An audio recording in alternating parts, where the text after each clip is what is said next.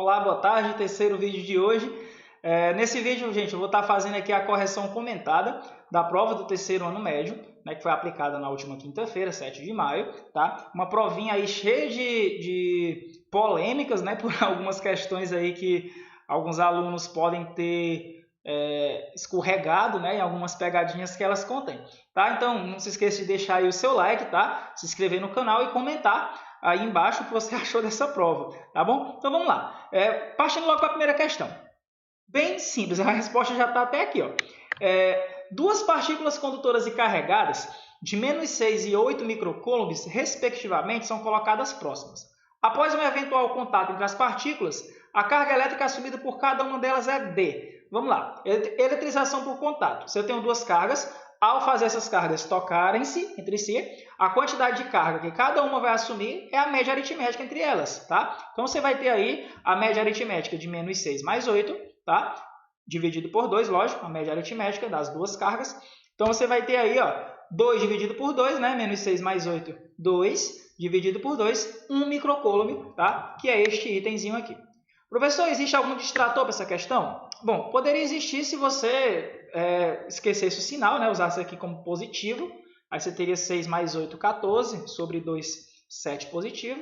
Ou se você trocasse o sinal de qualquer uma das cargas, aqui você teria um distrator diferente, né? Se você trocasse o sinal de menos aqui e mais, você teria -1 como resultado. E se você trocasse o sinal de mais aqui por um menos, você teria -7 aqui como resultado. Então, questão aí extremamente simples de se fazer e praticamente muito difícil de errar. A maioria acertou, parabéns para quem acertou. Questão número 2, vamos lá. Primeira questão que teve polêmica na prova. Questão bem simples, viu, gente? A questão de processo de eletrização, tá? Mas vamos lá, a maioria da galera errou essa questão e nós vamos ver direitinho onde é que está o erro delas, tá bom? Vamos lá. Primeiro, começando pelo item mais errado, que é o primeiro.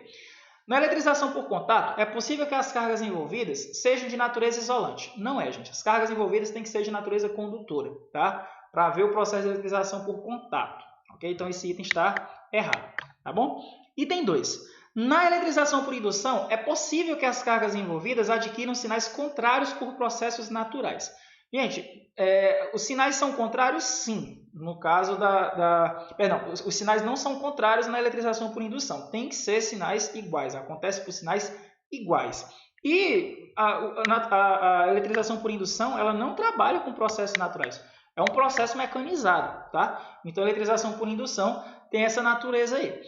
Então, já não é sinais contrários. O único processo de eletrização que tem sinais contrários é o do atrito. Os demais todos são sinais iguais, ok?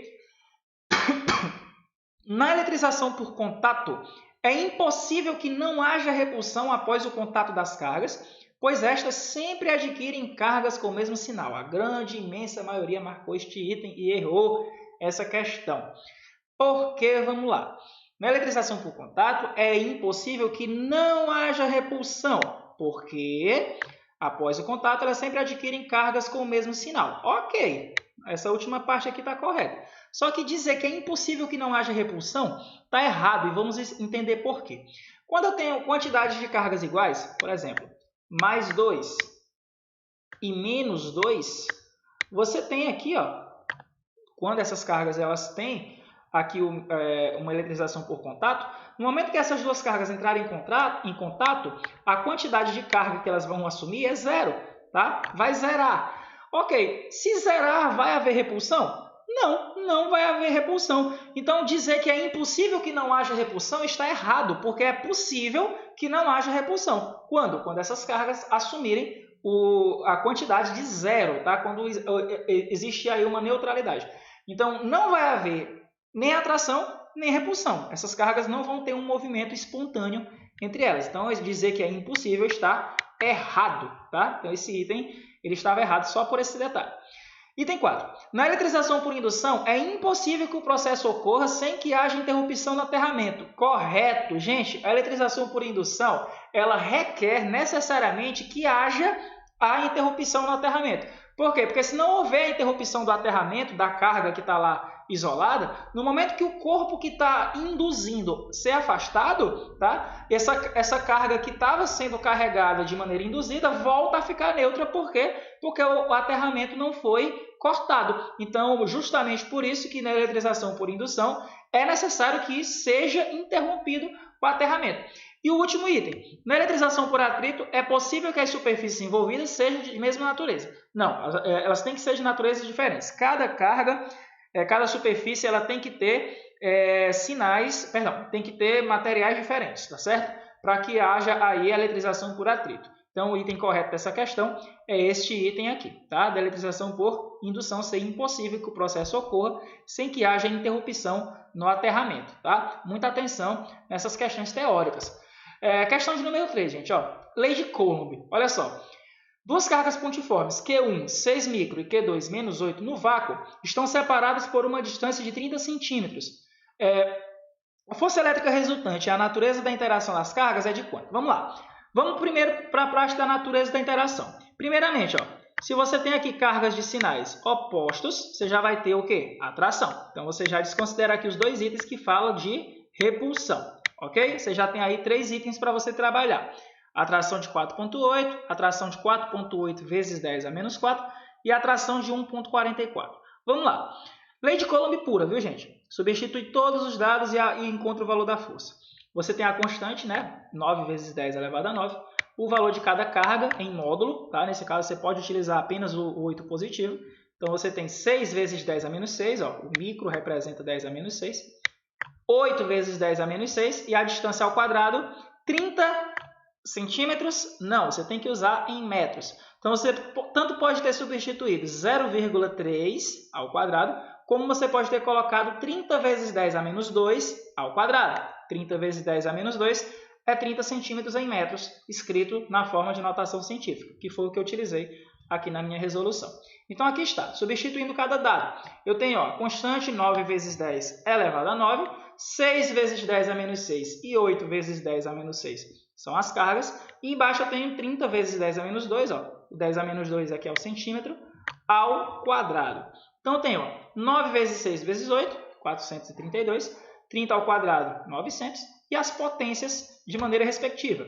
Olha só, 9 vezes 10 elevado a 9, vezes 10 a menos 6, vezes 10 a menos 6, repete a base, soma os expoentes, você tem 10 a menos 3. E embaixo você tem 30 ao quadrado, 900, 10 ao quadrado, 10 a menos 2 ao quadrado, é potência de potência, menos 2 vezes 2, menos 4. E aí você faz de maneira bem rápida essa razão aqui, ó. 432 dividido por 900, 0,48. E aqui você tem divisão de potências de mesma base, onde você repete a base e subtrai os expoentes.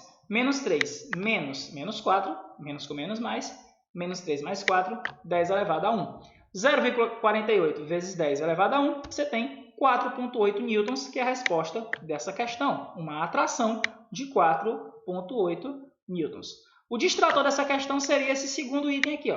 Se você, digamos, aplicasse o 30 direto, né, você teria aqui 30 ao quadrado, 900, e aí fazendo 432 vezes 10 a menos 3, dividido por 900, você chegaria aqui nesse 4,8 vezes 10 elevado a menos 4. Certeza que quase ninguém fez isso. Acho que eu lembro de só 1 ou 2 alunos que acabaram tendo esse raciocínio errado, tá? Mas ainda assim uma questão bem simples. Vamos lá, questão de número 4. Ela diz o seguinte, outra questão de lei de Coulomb, tá? Mas essa questão foi anulada, tá? Por quê? Porque faltou aqui os sinais de menos aqui, ó. Todos esses expoentes eram para ser negativos, tá? Acabou não sendo e aí essa questão acabou sendo anulada. Mas vamos ver como seria a resolução correta dela. A intensidade da força de interação entre duas cargas elétricas pontiformes iguais situadas no vácuo a uma distância de 0,9 metros uma da outra é de 10 newtons. Sendo a constante 9 vezes 10 elevado a 9, qual é o valor das cargas elétricas? Beleza, então vamos lá. Primeiro, nós vamos fazer uma adaptação na lei de Coulomb para aplicar. Você poderia aplicar direto? Poderia. Mas eu fiz aqui uma adaptação para a resolução ser mais rápida. As cargas são iguais, Q1 e Q2, tá? Q vezes Q, Q ao quadrado, dividido por D ao quadrado. Então, você tem aqui a lei de Coulomb já adaptada para cargas iguais. Já que eu quero encontrar o valor de Q ao quadrado, eu vou mandar o K0 que está multiplicando para baixo, dividindo, E a distância ao quadrado que está aqui dividindo, vai para cima do f aqui, ó. Perdão, vai para o lado do f, multiplicando. Então, tu tem, ó, d ao quadrado subiu multiplicando, K0 veio dividindo. Então, ficou que o Q ao quadrado é igual a força distância ao quadrado sobre K0. Tranquilamente. Então, está aqui o item que a gente vai utilizar, a equação que a gente vai utilizar para encontrar o valor das nossas cargas. Então, aqui, ó, a força 10 newtons, tá? A distância 0,9 ao quadrado. Observe que a distância já está em metros, por isso que não precisou fazer aí a nossa substituição, né? Digamos, essa transformação de centímetro para metro, porque já está em metro, então não precisa fazer nada. 0,9 ao quadrado, e embaixo 9 vezes 10 elevado a 9, o valor da nossa constante. Então agora é só trabalhar. Você tem agora 0,9 ao quadrado, 0,81 vezes 10, sobre 9. Então tu tem aqui, ó, 8,1 dividido por 9 vezes 10 elevado a 9. Bem simples, ó. O 10 elevado a 9 está no denominador com expoente positivo, ele vai aparecer no numerador com expoente negativo. Troca-se o sinal do expoente. 8,1 dividido por 9, você vai ter 0,9 vezes 10 a menos 9. Bom, nem esse número é quadrado perfeito, nem esse é. Mas, se você adaptar aqui, ó, a vírgula vai uma casa para a direita, fica 9 positivo. E aqui você vai fazer com que esse expoente, né, se a vírgula anda para a direita, o expoente diminui. Então, vai diminuir de menos 9 para menos 10. Lembrando que você só pode tirar a raiz quadrada de maneira direta, assim, se esse expoente for par, ok? Então, você fazendo isso, você tem aí que Q ao quadrado vai ser 9 vezes 10 a menos 10. Agora, você pode tirar a raiz quadrada de maneira bem direta. Você vai encontrar, portanto, a raiz quadrada de 9 vezes 10 a menos 10, que vai dar 3 vezes 10 a menos 5, que seria este item aqui, ó, caso a questão estivesse com os itens corretos, tá certo? Então, não tem nem perigo de você ter errado esse item, tá? Se tivesse algum distrator, se os itens estivessem corretos, você teria parado bem aqui, tá? Digamos, esse item estaria sendo distrator da questão, mas ele está errado. Todos estão errados porque não tem o expoente, ok? Então, a questãozinha estava bem bonitinha, só faltou esses expoentes, mas eu tenho certeza que a maioria teria acertado. Ponto automático, todo mundo ganhou essa questão. Vamos para a quinta, outra questão que teve aí bastante polêmica, onde muita gente errou, mas vamos lá. Vamos ver o que é que tem de errado em cada item e vamos ver o item correto. Vamos lá. Primeiramente, em um salão de beleza, quando a cabeleireira realiza uma escova progressiva no cabelo de uma cliente, faz uso da chapinha de cabelo após a aplicação de produtos, o que configura uma aplicação do efeito químico da corrente elétrica. Gente, o único erro da questão está aqui. Não é efeito químico, mas sim efeito Joule. Já que usa a chapinha, é efeito Joule da corrente elétrica. Falei aqui de cabeleireiro e uma cliente, mas não tem problema. Pode ser um cabeleireiro, pode ser um cliente, tanto faz. Só um exemplo para este item, tá certo? Então, é só efeito Joule da corrente elétrica. Então, esse item está totalmente errado. Item 2. O interruptor de uma tomada que acende e desliga uma lâmpada funciona exclusivamente por efeito magnético da corrente elétrica. Cara, quando usou esse termo exclusivamente, a chance de estar errado é muito grande. E ele disse que trabalha exclusivamente por efeito magnético. Gente, interruptores são são dispositivos que funcionam apenas para abrir e fechar um circuito. Ele geralmente trabalha por modo mecânico, tá? Ele abre e fecha de maneira mecânica. Não necessariamente por efeito magnético, como é o caso do disjuntor. O disjuntor ele dispara por efeito magnético. Então, ele tem uma força magnética que faz com que o disjuntor ele desligue, tá? Então, o disjuntor de um registro de luz, ele trabalha por efeito magnético somente nessa hora que a corrente está muito alta. Então, esse item está errado por esse motivo. Item 3. O aparelho micro-ondas, ao aquecer seu alimento, não faz uso do efeito Joule da corrente elétrica. Item corretíssimo. E vamos entender por quê. Gente, a churrasqueira elétrica ela faz uso do efeito Joule. O air fryer faz uso do efeito Joule. O micro-ondas ele não faz uso do efeito Joule. Quando ele aquece seu alimento, ele está emitindo micro-ondas que agitam as moléculas de água, fazendo com que as moléculas de água aumentem sua temperatura, fazendo com que o alimento fique quente, fique mais quente, aumente sua temperatura. Por exemplo, se você pegar uma xícara vazia e colocar no micro-ondas, e pode botar 2, 3 minutos, a xícara vai permanecer com a mesma temperatura, porque não tem molécula de água. Mas se você molhar a xícara, você vai perceber que como ela está úmida, ela vai ficar quente devido às moléculas de água que estão em contato com ela terem aumentado a temperatura. Então, no caso do micro-ondas, ele não trabalha por efeito Joule, tá, gente? Então, esse item está correto. Tá? E olha só o item que a maioria esmagadora da galera marcou e errou. Olha só, Quando você acidentalmente bate seu cotovelo em uma superfície qualquer e sente um espasmo, né, aquele susto, esse efeito configura-se como efeito fisiológico da corrente elétrica. É muito comum, quando a gente bate o cotovelo na mesa, alguma coisa, a gente chamar aquilo de choque.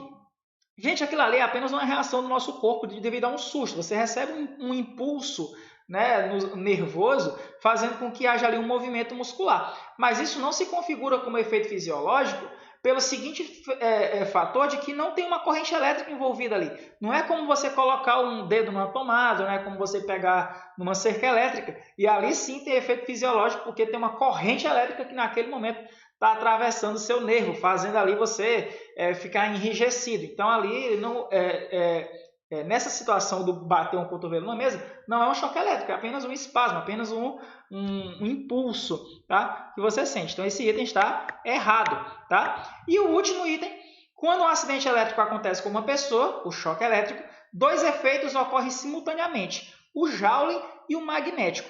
Gente, o Joule e o magnético acontecem sim, tá? Acontecem sim. Só que tem um detalhe, também acontece o efeito fisiológico, tá? Está faltando aí o efeito fisiológico. Então esses dois itens esse item está correto, tá?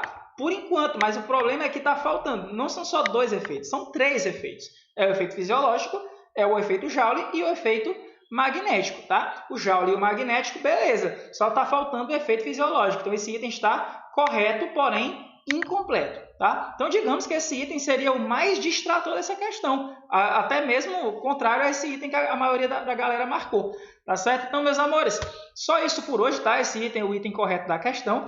Então esse vídeo encerra por aqui. Agradeço a quem assistiu, tá? Deixa aí nos comentários o que você achou dessa prova. Deixe seu like também, agradeço bastante. Então, ó, um forte abraço, um beijo no coração e valeu!